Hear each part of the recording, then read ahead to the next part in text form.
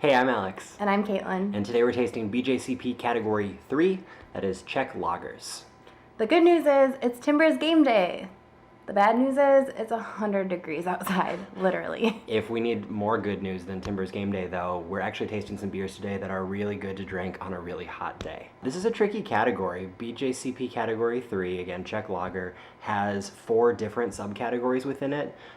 However, 3 of those 4 are probably categories that are types of beer that you're never going to see exported to North America. That's the Category 3A, which is Czech Pale Lager, and then C and D, which are Czech Amber Lager and Czech Dark Lager. They're just not beers that you really see too much. Because of that limitation, what we're actually going to do is something a little bit different for this video. We're going to taste 3 different examples of Czech Premium Pale Lager, that's Category 3B.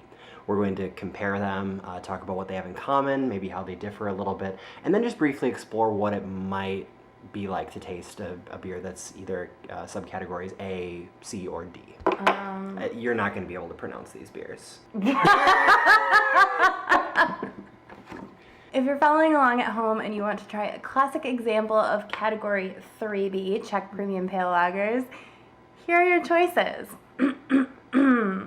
Bernard Svačinkin Lizrak, Gambrinus Premium, Kut na Sumav Kocka, 12 degrees, Pilsner Urquell, Pivovar Zhihlava Zhizlich, 11 degrees, Primator Premium, and Unitska, 12 degrees.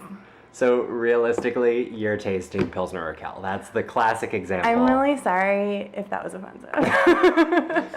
So actually, that's going to be where we start today. We're going to start with Pilsner Urquell. This is a product that's now packaged in cans. You can also find it in bottles. If you have the option between the two, totally get it in cans. Just because they're usually in green bottles, they're almost always going to come light struck. And this is just a really excellent packaging. I've found there's a really significant increase in quality in the imported versions that come in cans. Also, if you ever have the opportunity to try this beer unfiltered, totally do it. Every once in a while, a keg will pop up somewhere locally that has the unfiltered Pilsner Urquell, and I just love it. Wait, yeah. Let's take a break and wipe our sweat. Yeah. So I'm going to confess right off the bat, this is one of my all-time favorite beers. I really love this beer. We went and visited the Czech Republic last summer, and I drank quite a lot of this beer. And I know a couple weird little pieces of trivia about it because I've followed this beer for a little while. Really surprisingly, this was the #1 selling beer in the United States prior to Prohibition. So this is a beer with some history to it, and it's a beer that has actually been very popular in this country, and then Prohibition happened, kind of lost its momentum, and then your Budweisers and your Millers and your Coors kind of took off after Prohibition. I also think it's funny that it makes some cameos in Friends. It's on the top of Joey and Chandler's refrigerator, like 9 scenes out of 10. Anyway, should we drink it? Yeah. It's a green can for Timber's Day. Really nice frothy head on both of these. Poured yours a little bit more direct, and that is something we're really looking for in this style. You want a creamy head that sticks around for a while. Brilliantly clear. You can see the bubbles rising again. Ooh, sweet and floral. Some interesting things to know about this beer in particular.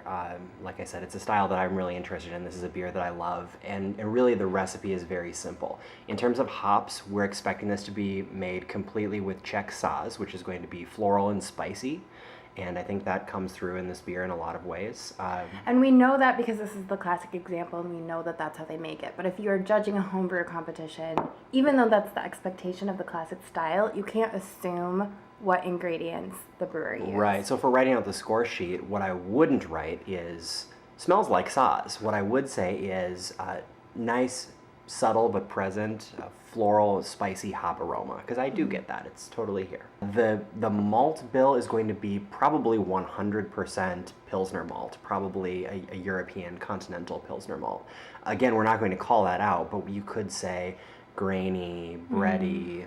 The other thing that's important is the yeast. The yeast that's used for this, the Czech Lager strain or Bohemian Lager strain, is known for producing a lot of diacetyl. That is the sort of movie theater butter popcorn that comes up in some beers. And if you look in the style guidelines, it actually specifically says a little bit of that is okay. Light diacetyl or very low fruity hop-derived esters are acceptable. So there are a couple things that you might otherwise think are flaws in lagers that in this would not be considered flaws. Pilsner Urquell, when it is fresh, is quite diacetyl-y, and that kind of cleans itself up with yeast over time. I definitely get that bready aroma. More bready than grainy. Grainy I associate more with like husky, rustic type of bread, and this is more kind of like we were saying in our previous video, that inside of French bread, kind of the fluffy. Yeah. It's a little more yeasty, I guess. Let's taste it. So something super important about this style that really defines the style is the water profile. The water of Pilsen, where a lot of these are made, but really just in general, Eastern Europe, Czech Republic, is so soft. There's almost nothing in the water. Of historical brewing cities, it's probably the softest water profile. And so what we expect from that is just like a really soft presentation, really round, as compared to, let's say, a German Pilsner, where the hops are going to be sharper and pop a little bit more. We're expecting a pretty soft presentation here. If you were homebrewing this and you just added a little bit of gypsum, it would completely change it and probably take it out of this category. And living here in Portland, we actually have a water profile that's very similar to that of Pilsen. So a lot of brewers around here will make this style lager with very minimal water treatment. I was going to say, I initially did notice some hot bitterness for sure, but it is very soft on your tongue. Like it feels like soft, cool, not bubbly sparkling water, but like bubbling from a fountain water. Like it's bubbling across your tongue in a really soft, pleasant way. The style guidelines put the IBU range at 30 to 45, which just in terms of the numbers, you would say, wow, that's really bitter for a pale lager. But the presentation isn't that of like a 40 IBU beer. I think it presents as something, you wouldn't say, oh, wow, that's so bitter. It's not IPA-like. But I think we can also... It's definitely there. It's so there, yeah. I would say it's balanced with the malt profile, but it's almost verging on overpowering the malts. Yeah. But not in an IPA sort of way. So we are looking for a little bit of body in this beer. We're not looking for something super crisp and dry as compared to some of the styles we've tasted. The American lagers, they're really trying to lighten the body, really trying to dry them out. We can have a little bit more body here.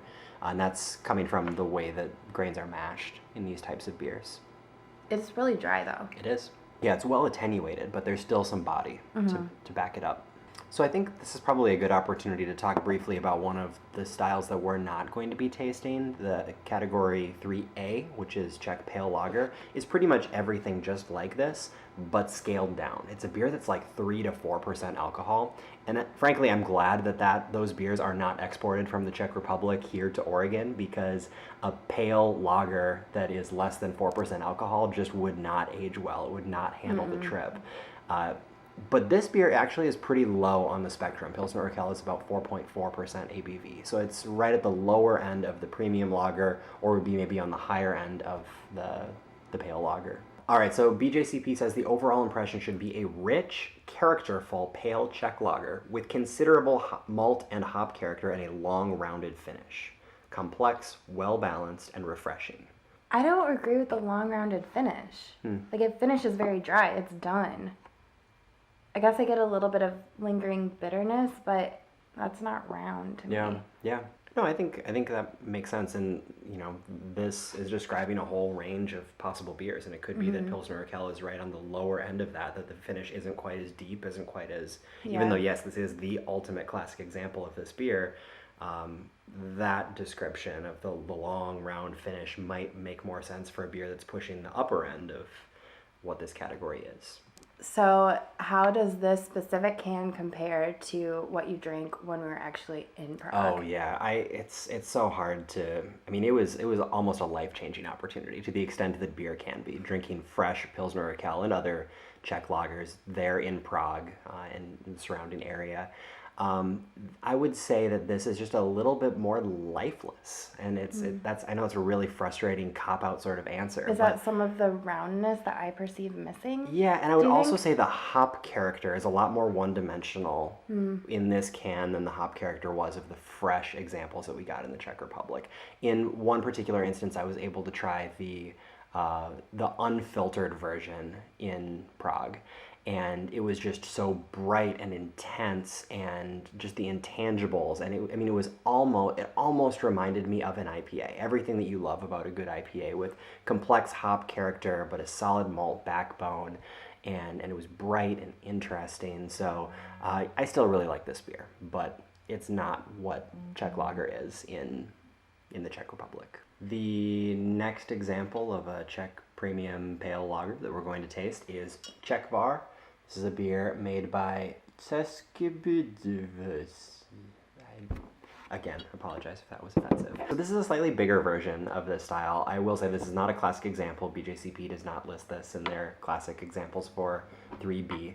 But this is 5% alcohol. We should expect everything to be just going to be a little bit more than what we got in the Raquel. So let's try it. I will point out before we even pour this is coming in a green bottle. I'm always a little hesitant. I can already smell the skunk. Oh my goodness.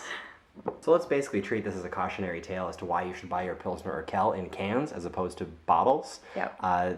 This came from a beer supplier that I trust, that I think treated their beer well, but at the end of the day, a green bottle that comes all the way across the world is just probably going to get light struck. Very likely going to be light struck. So in the aroma, that's really what's coming out. It's skunky. There might be some other hop characters that I'm getting at, but it totally masks the malt. It totally masks the yeast. Yeah. Appearance is really nice, though. That's what we're looking for in this. Got that pale straw color. Mm-hmm. Nice head that seems to be sticking around, at least around the edges. And again, bubbles that you can see just rising to the surface. Well, let's try it. Okay.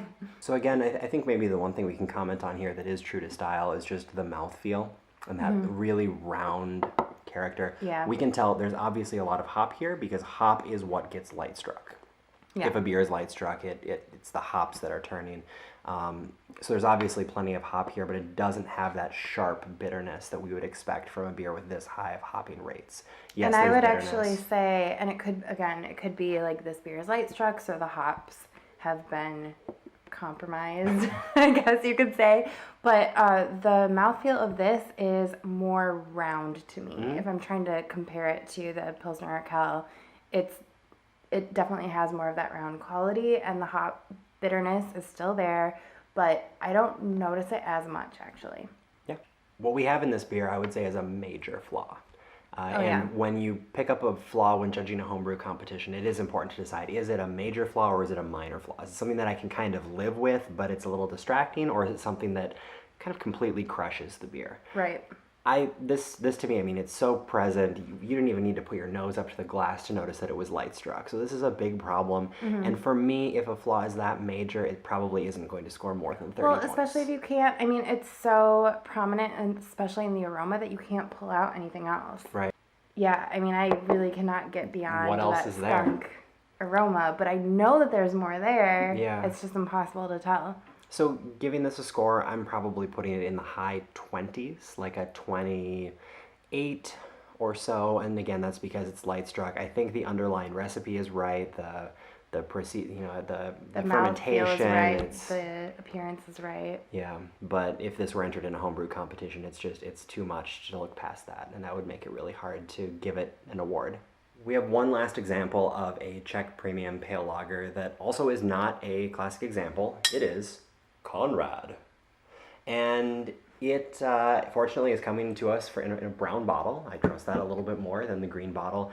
I will say, even just based on the numbers, the statistics of this beer, it is out of style. This is a 6% ABV beer, and looking at the BJCP style guidelines, this should max out at about 5.8. So we can call that a rounding error. It's very close.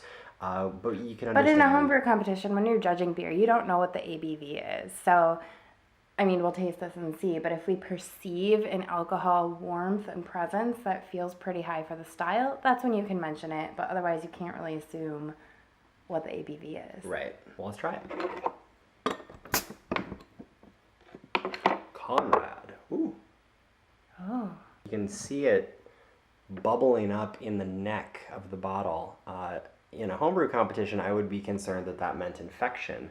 And you can certainly get infected bottles of commercial beers. I'm very interested to see what this ends up being like.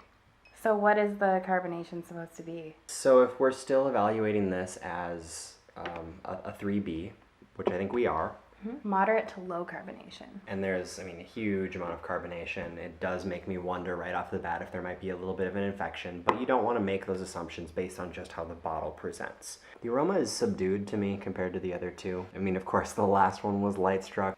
I don't get the diacetyl that I got in the Pilsner Urquell in this beer, but I do just think There is a little bit of a caramel malt character, which to me, that's what I think and in terms of the diacetyl color, smells like.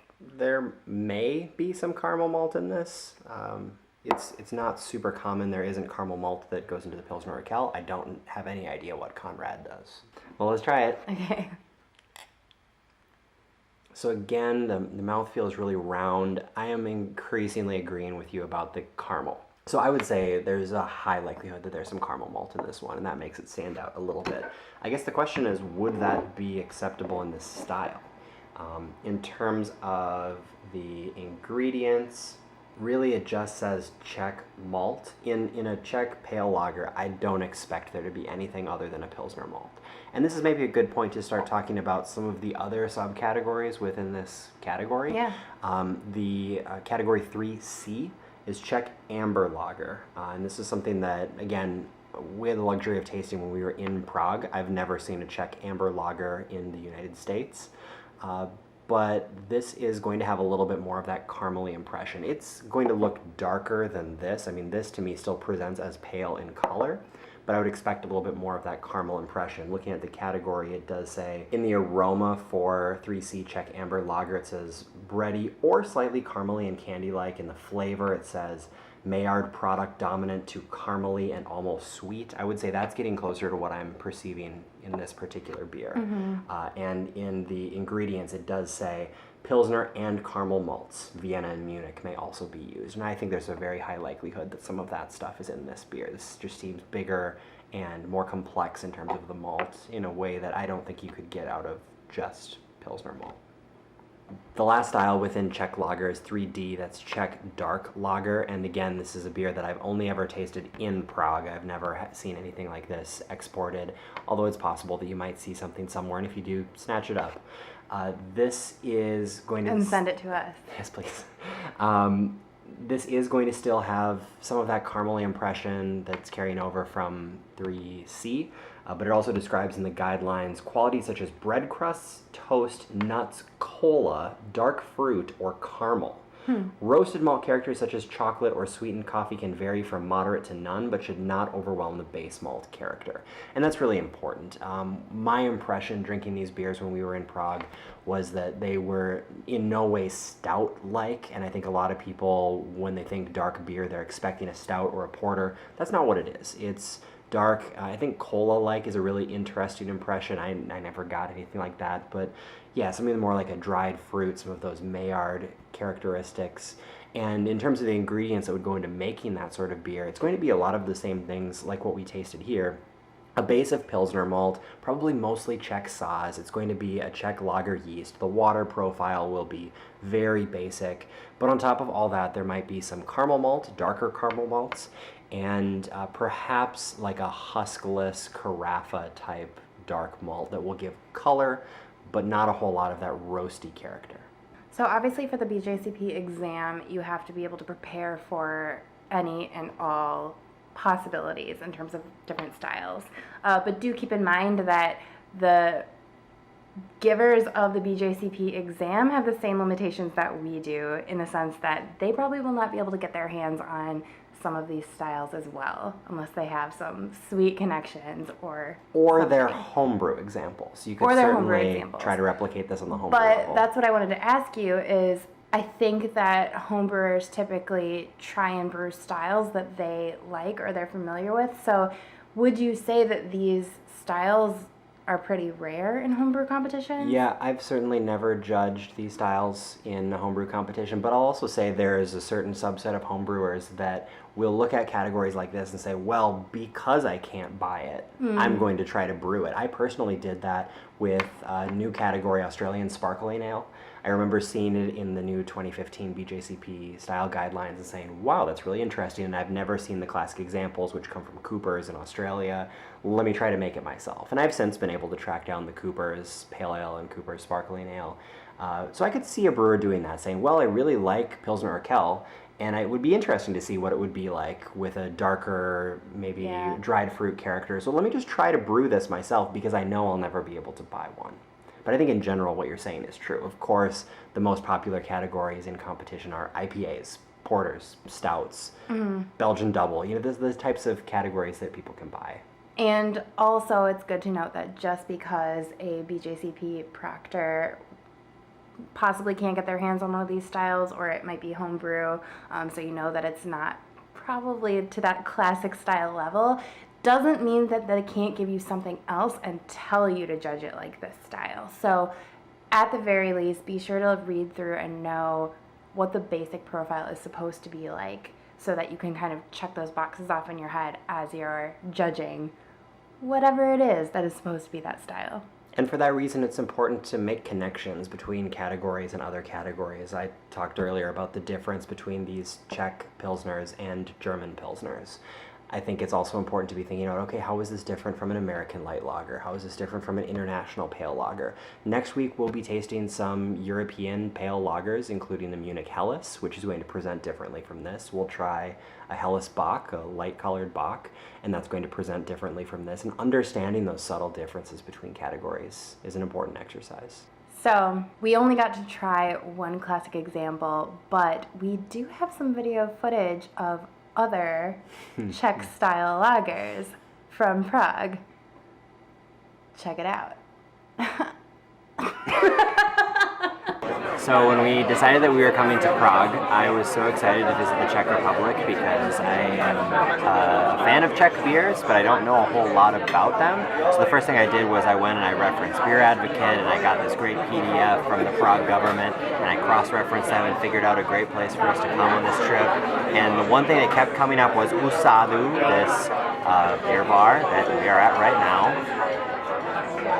And we sit down, and I'm looking at the menu, and I don't know what any of these Czech beers are. I've never lived in the Czech Republic before, so I talked to our waitress, who speaks pretty good but not great English, and I just said, yeah, I'm really interested in trying a bunch of these, and she says, well, I can bring you 6 small glasses of different Czech beers. And I'm thinking, great, a taster tray, this is excellent. So here's the first of my small glasses. And here are the other 5. Hooray, beer! As always, thank you so much for watching and following along. If you did follow along, let us know if you had any luck finding any classic examples or styles that could be classic examples. We definitely want to hear where you found them and how they were, if they were light struck like the one that we had, or if they were pretty good. And also, if you've ever traveled to the Czech Republic and have any additional tasting notes from some of these styles that you tried while you were there, leave a comment below and let us know. We're going to go wipe the sweat off of our faces, but we will see you next week when we are trying Category 4 Pale Malty European Lager. Cheers. RCTID.